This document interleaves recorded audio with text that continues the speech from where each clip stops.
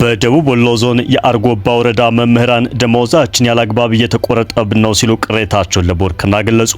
መምህራኑ በየወሩ ደሞዝ በገባ ቁጥር ዛሬ ስንት ይቀነስብን ይሆን በሚል በሰቀቀንና በፍርሃት እየኖሩ እንደሚገኙ አስረድተዋል። በዝርዝር ይዘነዋል። በደቡብ ኢትዮጵያ ክልል ባልተለመደ መልኩ ለዘመን መለወጫ ክብረ በዓል ብር አምጡ እየተባሉ መሆናቸውን አሽከርካሪዎች ገለጹ። የመንግስት የጸጥታ አካላት ለምን ብለው የሚጠይቁ ሹፌሮችን ለመደብደብ ይጋበዛሉ፣ መሳሪያ ይዘው ያስፈራራሉ ሲሉ ተናግረዋል። ቅሬታቸውን በዜናችን አካትነዋል። በአዲሱ የአሜሪካ ውሳኔ ከ5000 በላይ ኢትዮጵያውያን ዜጎች ተጠቂ መሆናቸው ተገለጸ። አሜሪካ ከሰሞኑ ለኢትዮጵያውያን ዜጎች ተሰጥ የነበረውን ጊዜያዊ የህግ ከለላ ወይም ቲፒኤስ ማቋረጧን የአሜሪካ የሀገር ውስጥ ደህንነት ቢሮ ኃላፊ ክሪስቲናም ተናግረዋል። ዝርዝር መረጃዎችን አካተናል። ኢትዮጵያና ኤርትራ ለአልጀርስ ስምምነት ቁርጠኝነታቸውን እንዲያድሱ የአፍሪካ ህብረት ጠየቀ። የአልጀርስ ስምምነት 25ኛ ዓመትን በማስመልከት ኢትዮጵያና ኤርትራ ለስምምነቱ ያላቸውን ቁርጠኝነት እንዲያድሱ ከ4 ቀናት በፊት የተባበሩት መንግስታት ድርጅት ዋና ጸሐፊ አንቶኒዮ ጉተሬዝ ተመሳሳይ ጥሪ ማቅረባቸው ይታወሳል። አዲሱን የአፍሪካ ህብረት ጥሪ በዝርዝር ወደ እናንተ እናደርሳለን። ጤና ይስጥልን የተወደዳችሁ የቦርከና ሚዲያ ቤተሰቦቻችን፣ የሰዓቱን ዜናዎች አበይት ዜናዎችን በማስቀደም ጀምረናል። አብራችሁን ቆዩ።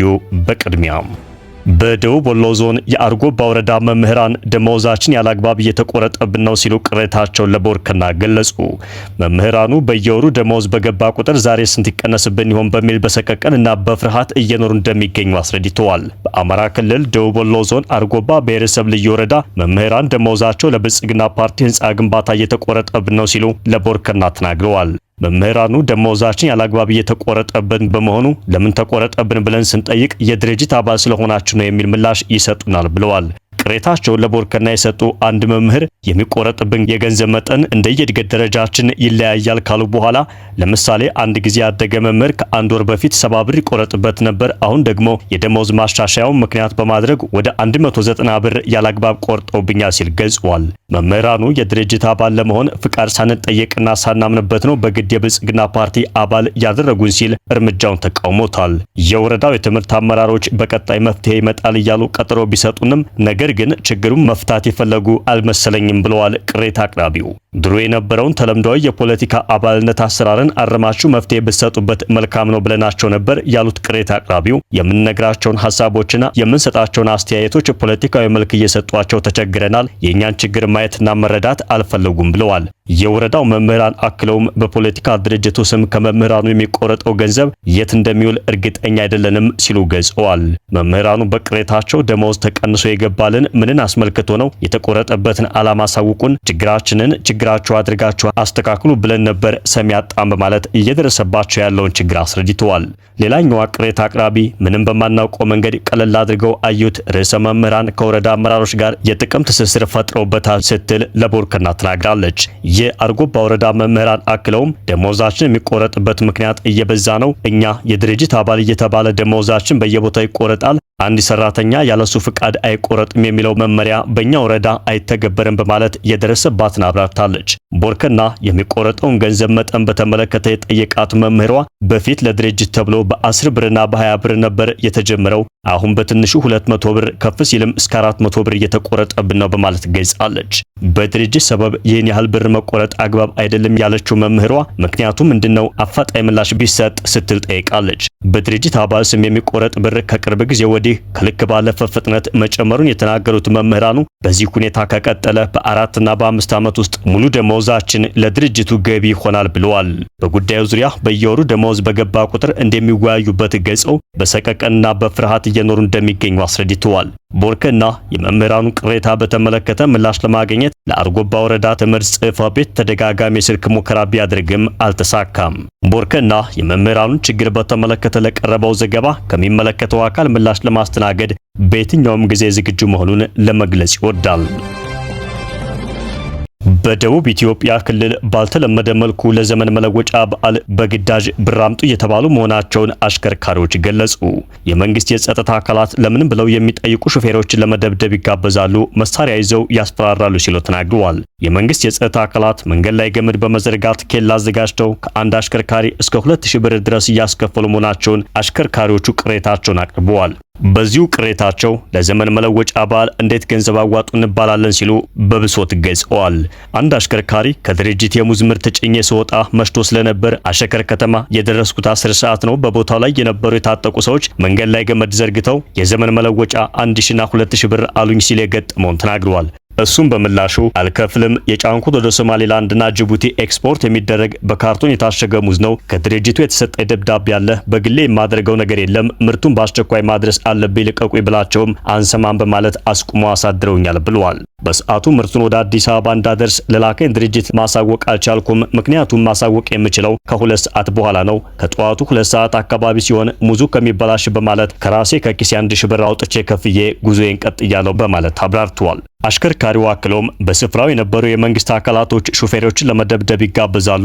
መሳሪያ ይዘው ነው የሚያስፈራሩት። የመንግስት የጸጥታ አካላቶች ናቸው። መንገድ ላይ ገመድ ወጥረው ነው እንደዚህ የሚያደርጉት ያለ ሲሆን ኬላ ብለው ገመድ በዘረጉበት ቦታ ላይ በርካታ መኪኖች ቆመዋል። ከርቀት ቦታ የመጣ አሽከርካሪ አማራጭ ስለሌለው እየከፈለ ነው የሚሄደው። በዚሁ አካባቢ ያሉት ደግሞ ቆመው ይከራከራሉ ሲል ተናግረዋል።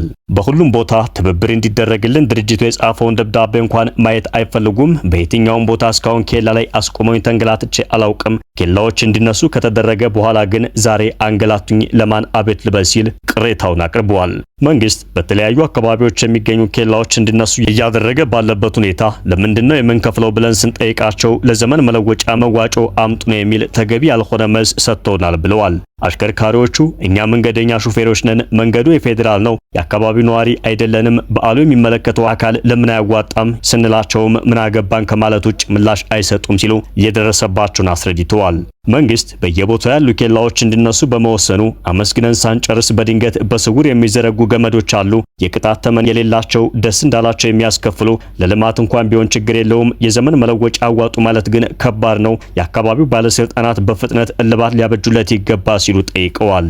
የማሌ ወረዳ በሰጠው ምላሽ በየዓመቱ ለሚከበረው የዶኦማ ዘመን መለወጫ በዓል ዝግጅት ክፍያ ማስጀመሩን አስታውቋል። የማሌ ወረዳ መንግስት ኮሚኒኬሽን ጉዳዮች ጽሕፈት ቤት ኃላፊው አቶ ኮፒያን ትምት በቀረበው አቤቱታ ላይ በሰጡት ምላሽ አሁን ላይ በማሌ ማህበረሰብ የሚከበረውን በዓል በማስመልከት የባለ 2 እግር አሽከርካሪዎች ከ300 እስከ 500 ብርና መኪኖች ደግሞ ከ1000 እስከ 2000 ብር እንዲያዋጡ እያደረግን ነው ሲሉ ተናግረዋል። ለዘመን መለወጫ በዓል ከአሽከርካሪ መዋጮ መጠየቁን በተመለከተ ኃላፊው በሰጡት ማብራሪያ ይህን የወሰነው የወረዳው አስተዳደር ነው። ህጋዊ በሆነ መንገድ ደረሰኝ እየተቆረጠ ነው መዋጮ የሚከፍሉት። ከዚህ በፊትም ለ11 ዓመታት መዋጮ ስናስከፍል ነበር። የዘንድሮም ለ12ኛ ጊዜ ነው የሚከፍሉት፣ ትንሽ ብር ነው የሚል ምላሽ ሰጥተዋል። አክሎም ይህ መዋጮ አዲስ ነገር አይደለም። ለዲሽታጊና በዓልም በጅንካ ከተማ ጨምሮ በተለያዩ ቦታዎች ሲዋጣ ነበር። ሁሉም አሽከርካሪ ይከፍላል። ይህን መንግስትም የወረዳው ማስተዳደር የሚያውቀው ጉዳይ ነው ሲሉ ተናግረዋል።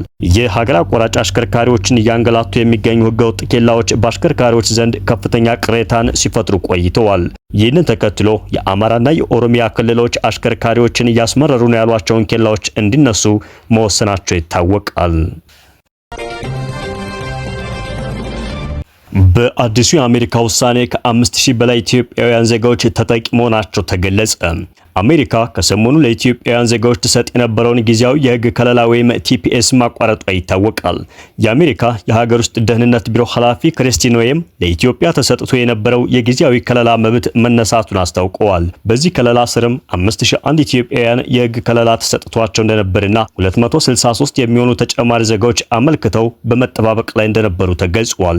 አሜሪካ በፈረንጆቹ ታህሳስ 12 2022 በኢትዮጵያ በትግራይ ክልል የነበረውን ግጭት ተከትሎ ለኢትዮጵያ ዜጎች ጊዜያዊ የህግ ከለላ መስጠት የጀመረ ሲሆን በሚያዝያ 2024 ዳግም ተራዝሟል።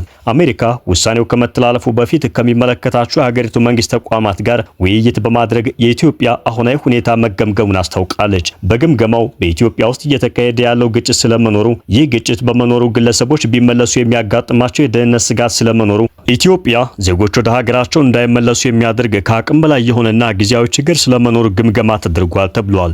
በተጨማሪም የኢትዮጵያ ዜጎች በጊዜያዊነት በአሜሪካ ቢቆዩ የአሜሪካን ብሔራዊ ጥቅም ስለመጻረሩና ከግምገማው በኋላ በኢትዮጵያ ያለው ሁኔታ እየተካሄደ ያለው ግጭት የተመላሽ ኢትዮጵያውያን ደህንነት ስጋት ውስጥ ይከታል የሚለውን መመዘኛ እንደማያሟላ ተቀምጧል የተባለው አሜሪካ በ2022 በትግራይና በኦሮሚያ ክልሎች የነበሩ ግጭቶች ይህ የጊዜያዊ ከለላ እንዲሰጥ ምክንያት ነበሩ ያለ ሲሆን የትግራዩ ጦርነት በሰላም ስምምነት መቋጨቱንና በኦሮሚያም ከኦሮሞ ነጻነት ሰራዊት ጋር ክልሉ የሰላም ስምምነት መፈራረሙን ታጣቂዎች መግባታቸውንና ከስምምነቱ በኋላ ግጭት ግጭት መቀነሱ በግምገማው ተነስቷል ተብሏል።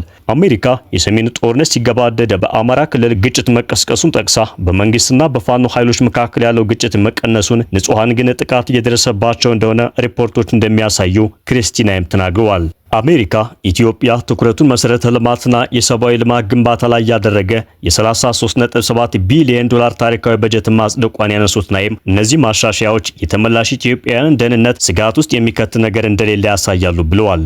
የውስጥ መፈናቀሎች ቀንሰዋል ያሉት ኃላፊዋ የምግብና ማህበራዊ አገልግሎቶች መሻሻላቸውን፣ ለዚህም ማሳያው አሜሪካ ራሷ በሰሜን ኢትዮጵያ ተሰጥ የነበረውን የምግብ ድጋፍ ፕሮግራም ለጣምራ ኮሚቴ ማስተላለፏን ተናግረዋል። ከ2022 እስከ 2025 ድረስ ባሉ 3 ተከታታይ ዓመታት 2147 የኢትዮጵያ ዜጎች ወደ ኢትዮጵያ ለመመለስ የጉዞ ሰነድ መጠየቃቸውን የገለጹት ናዮም ይህም በጥሩ ጎን እንደሚነሳ አብራርተዋል።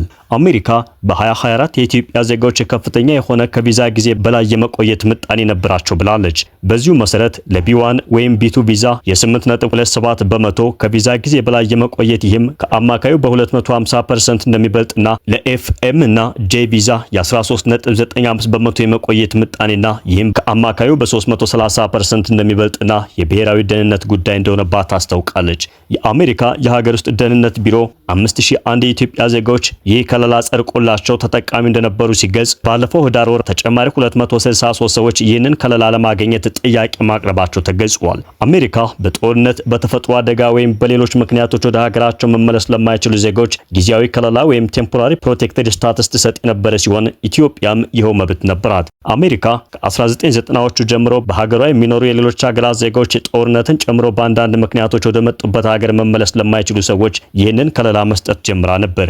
ይህ ከለላ የሚሰጣቸው ዜጎችም የሀገራቸው ሁኔታ እስኪሻሻል በአሜሪካ የመኖርና የመስራት መብት ሲሰጣቸው ከአሜሪካ ከመባረር ይጠበቁ ነበር። አሜሪካ በኢትዮጵያ ያለው ሁኔታ ወደ ኢትዮጵያ የሚመለሱ ግለሰቦች ደህንነት ላይ ስጋት አይፈጥርም ያለች ሲሆን በዚህም የተነሳ ይኸው ከለላ መነሳቱን አስታውቃለች። አሜሪካ ሌሎች በአሜሪካ ለመቆየት ህጋዊ መሰረት ካላቸው ኢትዮጵያውያን ውጭ የኢትዮጵያ ዜጎች በ60 ቀናት ወይም በሁለት ወር ውስጥ ከሀገሯ ለቀው እንዲወጡ አሳስባለች። ቀድሞው ከአሜሪካ ለሚወጡ የትኬት ወጪያቸው እንደሚሸፈንና $1000 ጉርሻ እንደሚሰጣቸው ለወደፊቱም ህጋዊ ኢሚግሬሽን እድል እንደሚኖራቸው ገልጻለች።